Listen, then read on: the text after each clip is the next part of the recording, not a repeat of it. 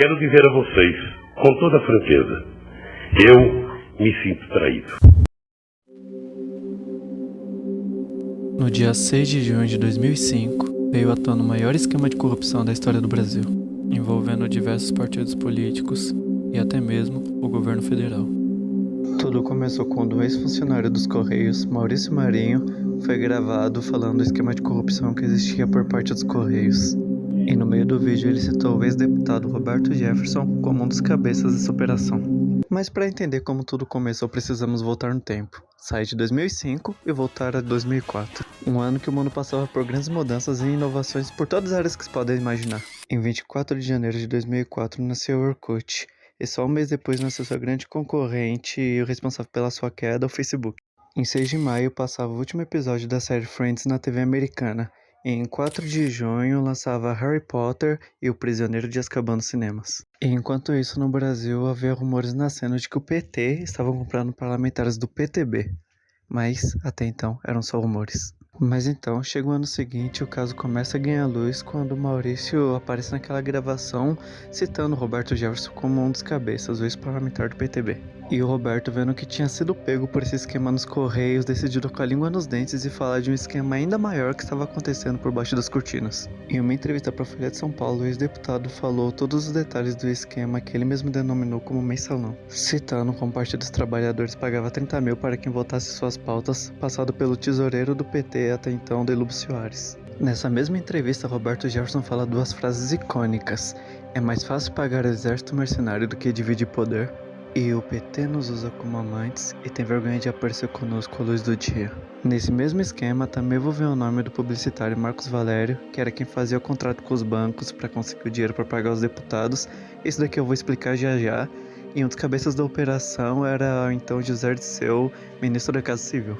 O papel de Marcos Valério era abrir contratos fraudulentos com o Banco Rural e com o BMG para conseguir empréstimos, e então passar para os cofres do PT para que fossem passados para os deputados, para pagar uma espécie de mesada ou como conhecido mensalão. Depois dos encontros de Dirceu com o senhor Sabino Rabelo, o ex-ministro encontrou-se ainda em 2003 com o presidente do Banco Rural, a acusada Cátia Rabelo, em 6 de agosto daquele ano. O Banco Rural firmou mais um empréstimo fraudulento, depois desse encontro, relatado por mim, com a empresa, mais um empréstimo fraudulento com a empresa ligada a Marcos Valério, Cristiano e Ramon. Este empréstimo é datado de 12 de dezembro de 2003, no valor de 10 milhões de reais. Na verdade, o financiamento desse esquema criminoso teve duas fontes principais: recursos do Banco Rural e recursos públicos por intermédio do Banco do Brasil. Perícias realizadas pelo Instituto Nacional de Criminalística, tendo por base a substanciosa prova documental que instrui esses autos, comprovam que os parlamentares cooptados para compor a base aliada do governo receberam pessoalmente ou valentes intermediários vultosos valores em dinheiro que lhes foram entregues por meio de esquema de lavagem operacionado por Marcos Valério e seu grupo, juntamente com os dirigentes do Banco Rural. Um tempo depois, a Comissão de Ética decidiu analisar o caso.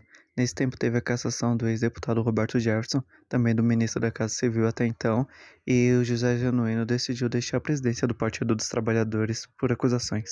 A denúncia formal chegou ao STF, que começou seu julgamento em 2007, onde envolveu o nome de 38 parlamentares, sendo 25 culpados. Mas o final definitivo do julgamento só se deu em 2014, terminando com, de fato, 24 culpados. Agora eu quero fazer um exercício de pensamento honesto com você que é uma pessoa justa e quer realmente justiça no país. E em um caso que levou 9 anos para ser concluído, desviou aproximadamente 101 milhões de reais dos cofres públicos e terminou com 24 culpados, o que você acha se alguém chegasse e concedesse liberdade para esses culpados e perdão? Pois é, Dona Dilma fez isso. Mas brasileiro costuma ter memória fraca com o que fez mal ao país. Disso sabemos bem.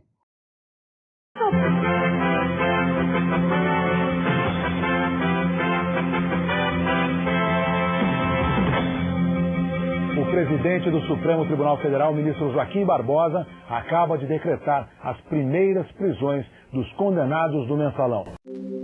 Bom, esse foi um vídeo bem resumido, mas é para que a gente não esqueça do maior esquema de corrupção que esteve na história do nosso país até hoje e para que a gente não esqueça os homens que fizeram isso e os partidos que fizeram isso, para que a gente não seja enganado de novo e não tente se enganar também. Obrigado, deixa o like e se inscreve, por favor.